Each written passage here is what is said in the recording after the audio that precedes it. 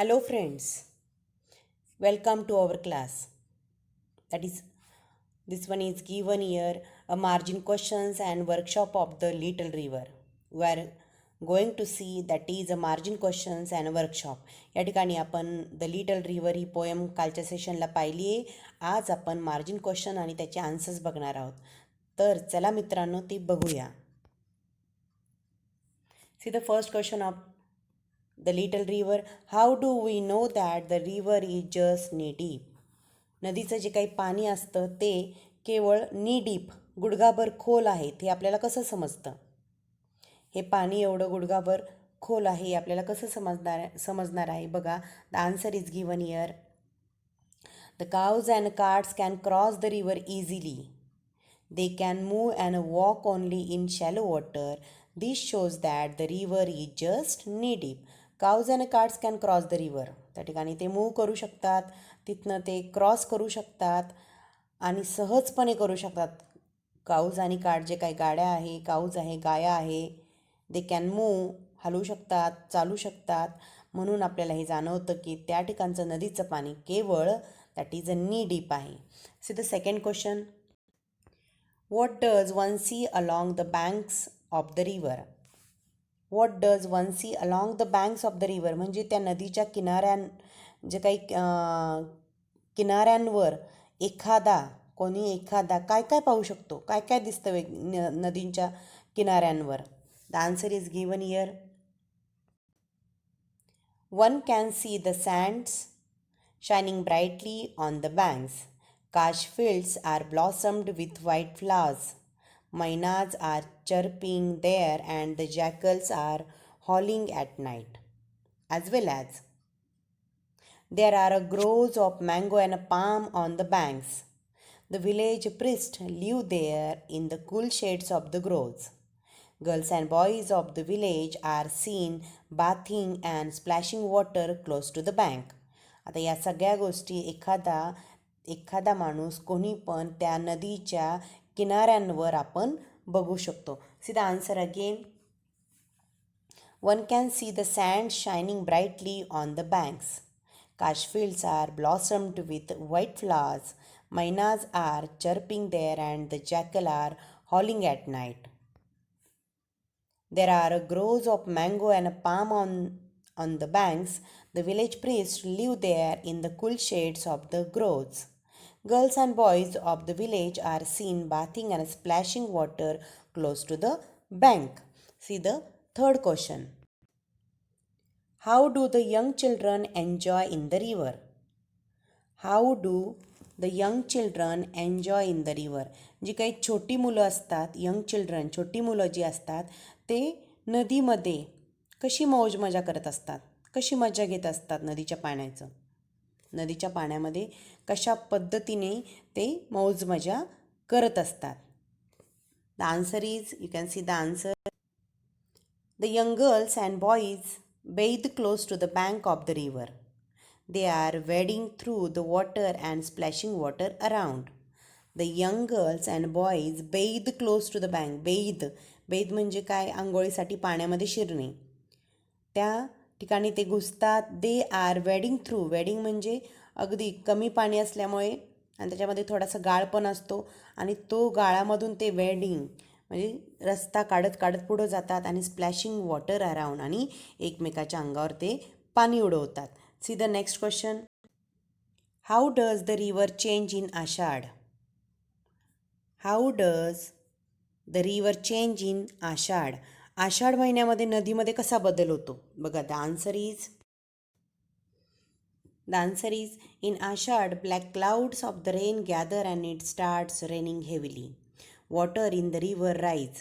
The river is flooded and the river's current grows strong and forceful. The air is full of babbling sound and the muddy torrent swirls along the river. Everything around the land becomes alive and people celebrate to welcome the rain. In this way, in the Ashad, the river changes that particular atmosphere. अशा आषाढ महिन्यामध्ये नदीमध्ये असा बदल होत असतो. See the next one. Let's see the English workshop. See here, question number 1 is given here. Name the following from the poem. There are given two trees, two animals, two seasons, two non-English words, two different timings of the day. That is two trees. The answer is mango and palm. Two trees, that is answer is mango and palm. Two animals, that is a jackal and myna. Two animals, jackal and myna. Then two seasons, that is a summer and rainy. Two season, summer and rainy. Two non-English words, we can say that Ashadh and gamchha. Non English word आहे. आषाढ आपण मराठीत वापरतो आणि गमछासुद्धा आपण मराठीमध्ये वापरला जातो, म्हणून याला नॉन इंग्लिश वर्ड म्हणतात. Two different timings of the day, that is a dusk and dawn. Dusk and dawn, संध्याकाळ आणि पहाट. That is a two different timings of the day. See the next question. Pick from the poem words that describe sounds. जो आवाज दर्शवणारे शब्द आपल्याला या पोएममधून शोधायचे. First word is that is howl, second babbling, third chirping and fourth is a swirl. बघा, howl, babbling, chirping and swirls. Pick out the word. Question number C. Pick out words that describe the flow of the river water. Flow of the river water, जो काही flow आहे पाण्याचा, जो प्रवाह, तो प्रवाह दाखवण्याचा किंवा ती जी काही शब्द आहे ती कोणती शब्द या कवितेमध्ये वापरली बघा. That is a strong current, muddy torrent and इन्स्पेट. इन्स्पेट म्हणजे फ्लड, भरगच्च असं पाणी. Strong current, muddy torrent and in spate, these are the flow of the river waters describing words. याच्यातून तो flow of the river waters सांगितला जातो. See the next question. Find out 5 lines from the poem that contain the figure of speech alliteration. Underline the initial sound of words repeated in each of the lines. आता alliteration म्हणजे काय? एखाद्या ओळीमध्ये जे काही words येतात त्याचा initial sound repeat होतो. फॉर एक्झाम्पल, आता या पोएममध्ये असलेली त्या ओळी कोणत्या आहे बघा. First line is at dusk and dawn once there bath is done. At dusk and dawn. आता डस्क जर म्हटलं DUSK, dusk and dawn DAWN. हे दोन शब्दामध्ये जो पहिला इनिशियल लेटर आहे डी किंवा ड साऊंड, डस्क अँड डॉन, ड साऊंड हा काय होतो या ठिकाणी रिपीट झालेला आहे. That's why we can say that in this line the figure of speech is alliteration. याला म्हटलं जातं alliteration. The second example is they dip wash cloths to trap small fish. They dip wash cloths to trap, to TO and trap is TRAP. To trap, that is T sound is repeated, T sound is initial जो काही sound आहे या ठिकाणी repeat झाला आहे, that is to. And ट्रॅपमधला ट sound, TT हे जे काही इनिशियल लेटर आहे ते पण रिपीट होतं आहे आणि ट साऊंड या ठिकाणी रिपीट झाला आहे, म्हणूनच आपण त्याला म्हणतो that is alliteration. Then see the next question. Pick out 4 lines that contain the figure of speech onomatopoeia. या ठिकाणी ओनोमॅटोपोइया किंवा आपण त्याला म्हणूया जे काही आपण म्हणतो ध्वनी दाखवणारे, आवाज दर्शवणारे जे शब्दालंकार असतात त्याला म्हणतात ओनोमॅटोपोइया. मग हे त्या ठिकाणी असलेल्या 4 ओळी आपल्याला सांगायच्या, त्या आपण 4 ओळी बघूया. फर्स्ट ओनोमॅटोपोइया सांगणारी जी लाईन आहे that is poems, second stanzas, third and a fourth line. See that line, listen that line. Chirping mynas through that side. Chirping, CHIRPING. Chirping, CHIRPING. Chirping या wordमध्ये, that is this word tell us about, that is a sound, chirping. Then second word is the jackal, or a second line is the jackal howl is heard there at night. The jackal's howl is heard there at night. Howl, the howl sound, Howl. Howl sound is repeated, not a repeated. Howl sound is given here. That's why howl is gives us onomatopoeia. Then another example is the last in the last stanza there is given two example. That examples you have to listen here. First line is the air is rife with babbling sound. The air is rife with babbling sound. That is, the sound is babbling, BABBLING, babbling sound. We can say that this babbling word gives us onomatopoeia. Then next one is given here, as the muddy torrent swirls along. As the muddy torrent swirls along. SWIRLS, swirls along. या swirls या शब्दामध्ये that is आपण ना गरगर फिरणे किंवा गरगर असा आवाज त्या ठिकाणी होतो, त्याला म्हणतात ओनोमॅटोपोइया. याच्यामध्ये हा अलंकार होतो. C the next question. Next question is given here, question number 3 from page number 38. Rearrange the words in alphabetical order. आता आपल्याला अल्फाबेटिकल ऑर्डरनुसार या ठिकाणी रिअरेंजेस करायचे वर्ड्स. अल्फाबेटिकल ऑर्डर आपल्याला माहिती आहे कशा पद्धतीने. जसे जर एखाद्याला अल्फाबेटिकल ऑर्डर येत नसेल तर त्यांनी A to Z पूर्ण वर A to Z जे आहे ते सगळं लिहून घ्यायचं. ABCD पूर्ण लिहून घ्यायची आणि त्यानुसार अरेंजेस करायचे. म्हणजे आपल्याला अल्फाबेटिकल ऑर्डर तयार करणं सोपं जाईल. आता first word is given here summer, shine, slime, sand, shed, stir, scour, sound, swirl and a song. आता अल्फाबेटिकल ऑर्डरनुसार जर लावलं तर फर्स्ट वर्ड जो आहे किंवा अल्फाबेटिकली पहिलं स्टार्ट SAND. आता सँड हा पहिल्यांदा येणार आहे कारण सगळीकडं स्टार्ट सगळ्या बाजूनी यसची झालेली, पण SANDमध्ये येस नंतर ए स्टार्टला आलेला आहे. बाकीच्या ठिकाणी ए सोडून वेगळे, काही ठिकाणी यू आला स्टार्टला, काही ठिकाणी आय आला आहे, काही ठिकाणी एल आला आहे, काही ठिकाणी एच आला आहे, असे वेगवेगळे आले आहेत. तर फर्स्ट वर्ड आता या ठिकाणी डिरेक्टली मी तुम्हाला नंबर फर्स्टला काय येणार, नंबर 2ला काय येणार हे या ठिकाणी सांगणार आहे. See just only listen that word. First one is we can say that sand. Number 2 is given here a scour. Number 2 is a scour.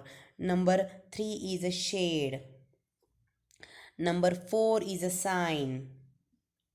Number 5 is a slime. Number 6 is a sound. Number 7 is a stir. Number 8 is a strong.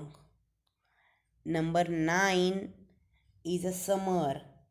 And last word number 10 is a swirl. हे that is we can say that alphabetical order. आता याच्यानुसार ते लिहून घ्यायचे. Sand आधी येणार, number 2ला sand नंतर स्काऊर येणार, देन थर्ड शेड येणार. या पद्धतीचे याला म्हणतात alphabetical order. See the second one that is a banks, blossom, boys, bathe and babbling. याच्यामध्ये फर्स्ट वन आहे that is a babbling. Then in the second answer is a banks. Then third one is a bathe. Then fourth one is a blossom, and a fifth one is a boys. These are the alphabetical order. See the last one.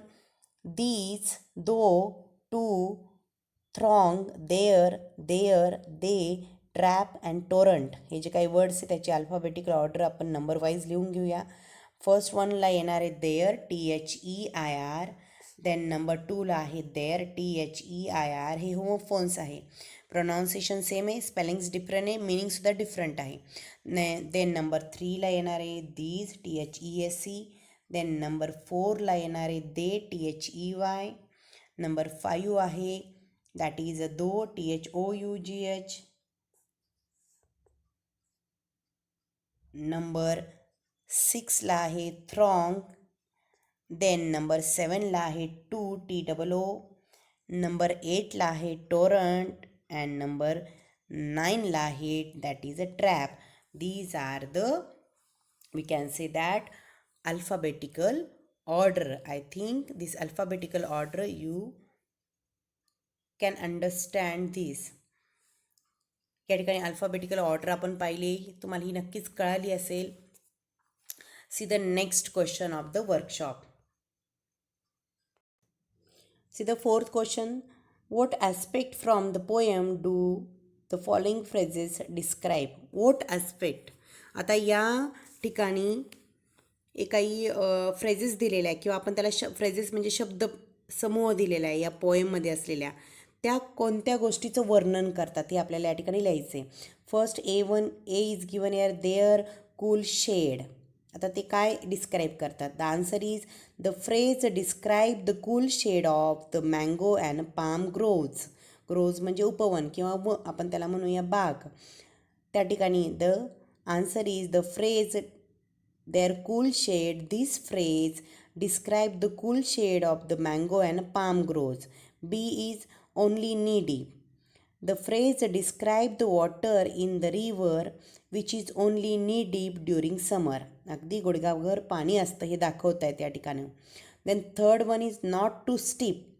The phrase describe that both the banks of the river which are not very steep, means that not rising sharply, म्हणजे अतिशय असा चढ त्या ठिकाणी नसतो, हे या फ्रेजमधून सांगितलं जातं आहे. See the next one D.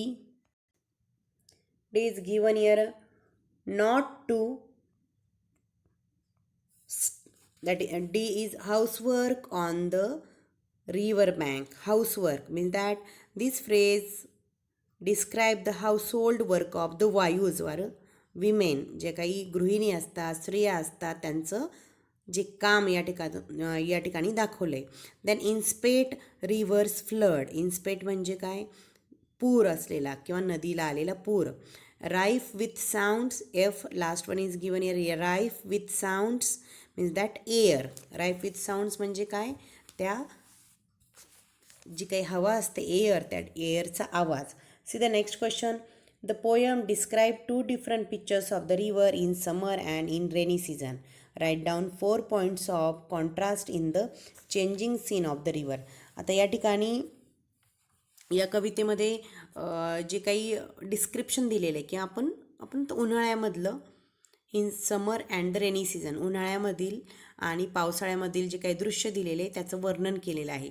मग आता या ठिकाणी आपल्याला कॉन्ट्रास्ट पॉईंट्स लिहायचे. Changing scene of the river, नदीचे जे काही बदलतं रूप आहे किंवा बदलतं दृश्य आहे, रिव्हरमधलं समरमधलं कोणतं आणि रेनी सीझनमधलं कोणतं, इन समर अँड मान्सूनमधलं कोणतं, हे आपल्याला या ठिकाणी लिहायचं आहे. The first one is given year. In summer first little river water only नी डीप. पहिल्या याच्यामध्ये समर सीझनमध्ये काय असणार आहे? पाणी फक्त गुडघ्यापर्यंत असतं. देन इन मान्सूनमध्ये तेच पाणी कसं असतं? फ्लडेड रिव्हर, अगदी भरगच्च पूर आल्यासारखं. देन सेकंड मेंडर्स अलॉंग, म्हणजे समर सीझनमध्ये पाण्याला वळणं घेता येतात, मेंडर्स अलॉंग. अँड इन मान्सूनमध्ये करंट ग्रोज स्ट्रॉंग, वळणं असतात का? नाही, भरगच्च असं पाणी असतं आणि पाण्याचा प्रवाह मोठा असतो. Then third one banks not so steep. Banks not so steep म्हणजे जे काही काठ असतात, नदीचे काठ, ते त्या ठिकाणी we can say that rising नसतं किंवा उंच असा कड नसतो, स्टीप नसतं. देन मान्सूनमध्ये काय असतं? Water rises torrent swells along. Water rises, पाणी वाढलेलं असतं. Then fourth one no sign of slime sand shine bright. कोणत्याही प्रकारचा चिखल नसतो आणि अगदी वाळू चकचकीत शाईन त्या ठिकाणी दिसत असते. आणि मान्सूनमध्ये the village stirs to life, people celebrate rain. आणि विलेज स्टर्स टू लाईफ, एक प्रकारे त्या ठिकाणी विलेजेसमध्ये एक जिवंतपणा येतो आणि लोक काय करतात? सेलिब्रेशन करतात मान्सूनचं, रेनी सीझनचं. See the next question. Guess who I am. I always run, I never walk. I often murmur then but never talk. I have a bed but never sleep. I have a mouth but hardly eat. I love to fall but I can't climb up. Guess who I am, please don't give up. आता वर जो question दिला guess who I am, हे एक riddle आहे. आपण त्याला we can say that एक कोड म्हणूया. मग आता एक कोड्याचं उत्तर काय आहे? द कोड्याचं एक उत्तर आहे that is a river. Please don't give up, माघार घ्यायची नसते. मग आता याचं तुम्हाला try 2. Translate the above riddle in your medium of instructions in poetic form. Poetic फॉर्ममध्ये तुम्हाला हे सांगायचं आहे बघा. त्याचं ट्रान्सलेशन मराठी त्याचं रूपांतर कसं असेल. मी तर नेहमी धावतच असते, कधीच चालत जात नसते. खूपदा कुजबुजत असते, बोलत मात्र केव्हाच नसते.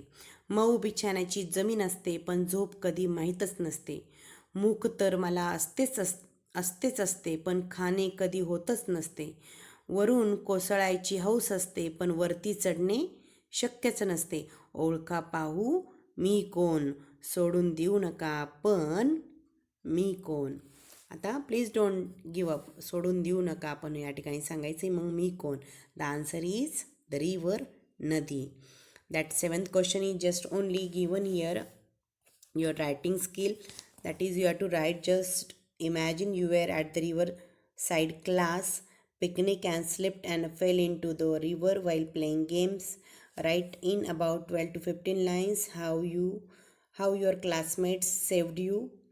या ठिकाणी तुम्हाला इमॅजिन करायचं, एक कल्पना करायची की तुम्ही एक रिव्हर साईडच्या एक क्लास पिकनिकला त्या ठिकाणी गेला आहे अँड त्या ठिकाणी slipped and fell into the river while playing games. तुम्ही खेळत असताना त्या ठिकाणी स्लिप झाला आहे आणि त्या ठिकाणी पाण्यात पडला. तर ह्या पद्धतीने तुम्हाला या ठिकाणी स्वतः लिहायचं आहे. तुमचा एक्सपिरियन्स काय आला, how your classmate saved you, आणि तुम्हाला कशा पद्धतीने तुमच्या जे काही क्लासमेट्स होते त्यांनी तुम्हाला वाचवलं आहे. This is your writeup. You have to write of yourself. Okay students, bye bye, thank you.